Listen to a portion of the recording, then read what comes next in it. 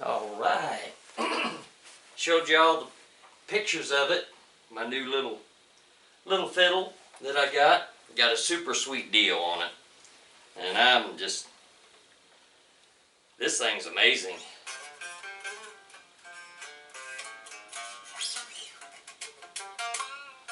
Oh, you can't hear it like that, can you?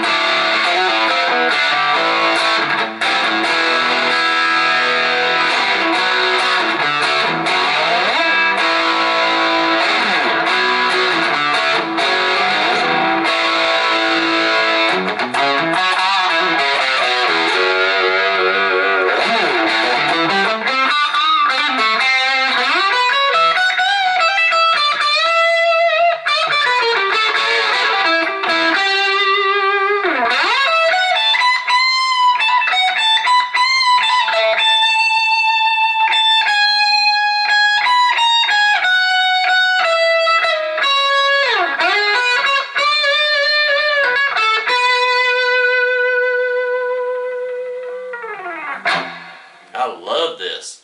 This thing is just, give it a little roll back and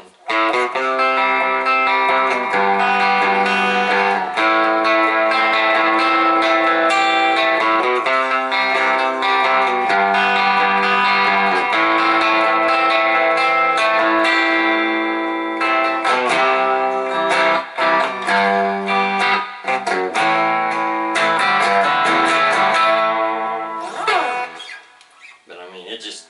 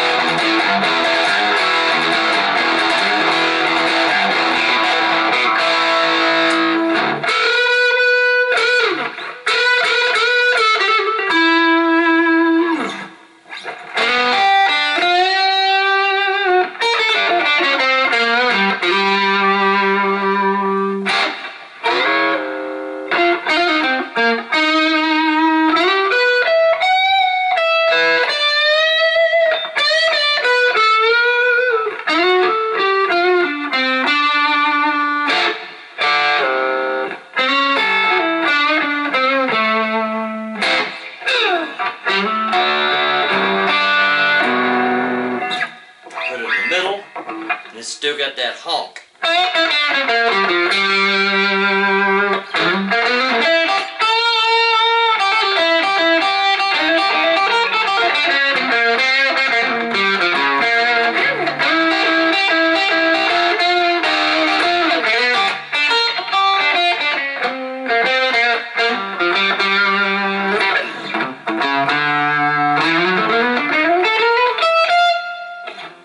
But yeah, I love it. Throw some heat to it and it just is pure fire.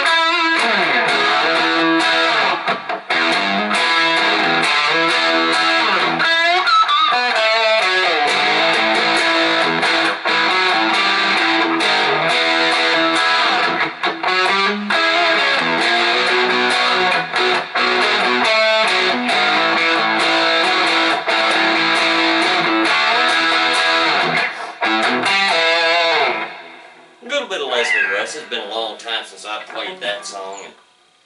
But love the Flame. I hated to do it. The guitar that I just built, I really liked it, but the thing weighed 11 and a half, like 11.7 pounds. After about 30 to 40 minutes of wearing it, my shoulder was killing me.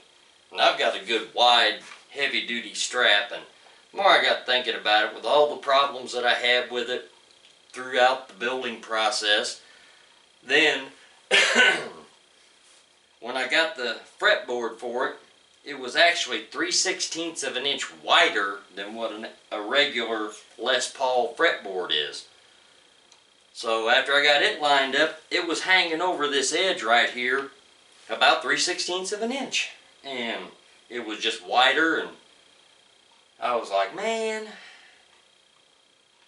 And the weight, I mean, I had to get regular mahogany for it, because when I made the first one, which I love it, that's not going anywhere, not changing, nothing's happening to it. But, you know, it weighs 8.3 pounds, and this is like 8.5, 8.6, right in that area. So they're both pretty much about the same. It's got the 59 neck on it. It's basically the 59 replica, and got all the pretty little details up there on the headstock and everything. And I was like, man, as much as I hate to do it, I'm not going to carry that guitar around just to play one or two songs or play half a set or whatever with it. So I saw this and I got a sweet deal on it. Excuse me. And it looked exactly the way I wanted it to look. I mean, it's almost like a direct replacement. I mean, it's perfect. And here's the kicker. It isn't a Gibson Les Paul. This is the Chinese, what they call a knockoff of it, the Chibson. And I got it for 200 bucks. They shipped it to me for free from China, and been hearing and seeing everybody on YouTube talking about them and posting about them, and I've had this is just junk. These things are junk. They're not worth the money. They're blah blah blah. They're crap. They're this. They're that. And other guys are showing theirs, and they're sounding good. I mean, and they were saying, you know, hey, you know, no problems. Everything's working right.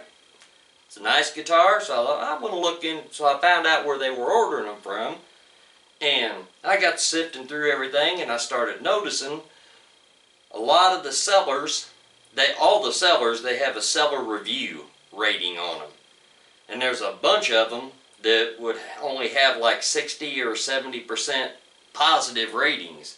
And I got to looking at how many guitars they'd sold versus how many people left feedback. One guy had sold like 164 guitars, and he only had 14 positive feedbacks from it. And I'm like, well, yeah, if you buy a guitar from a dude like that, you're going to get a piece of crap shipped right to your door is all you're getting.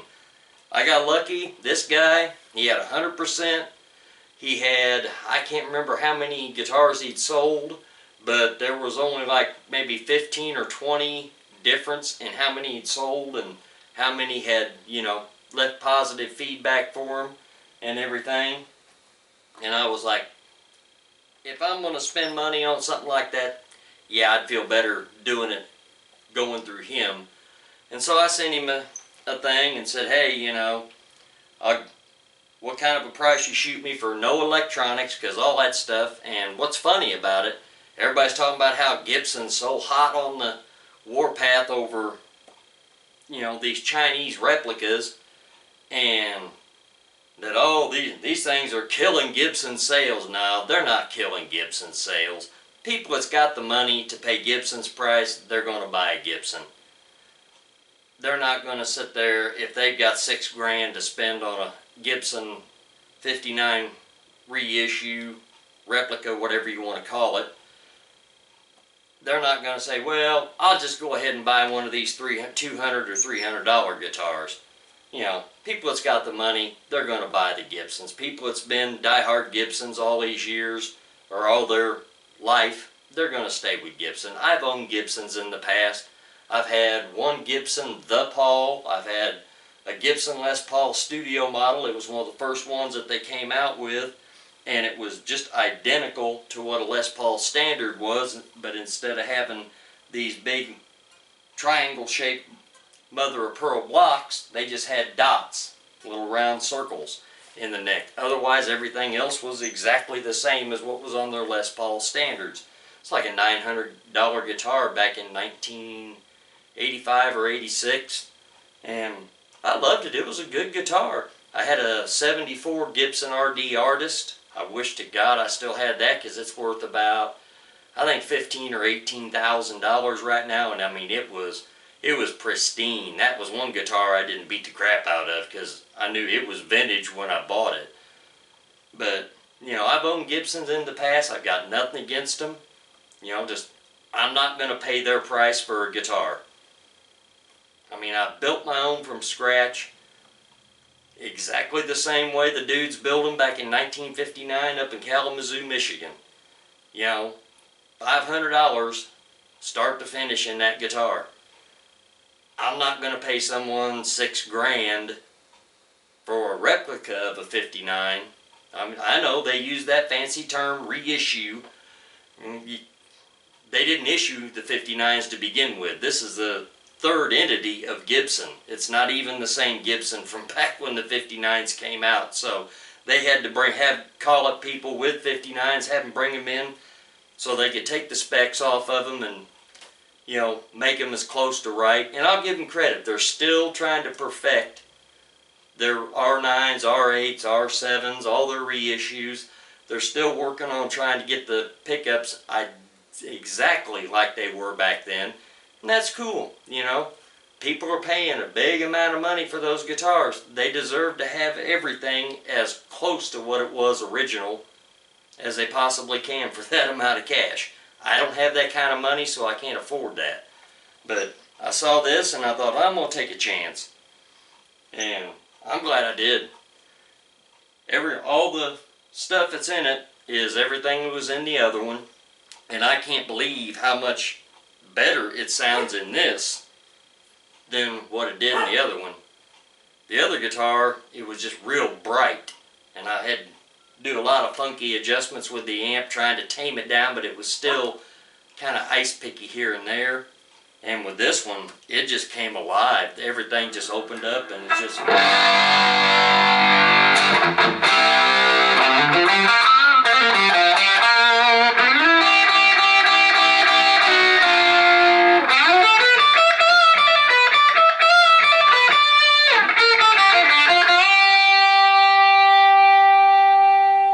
sustains all day long. The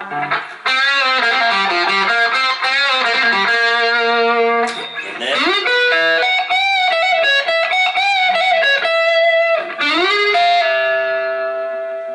Still got that bell-like ring to it. And actually, I think the neck pickup sounds better in this than what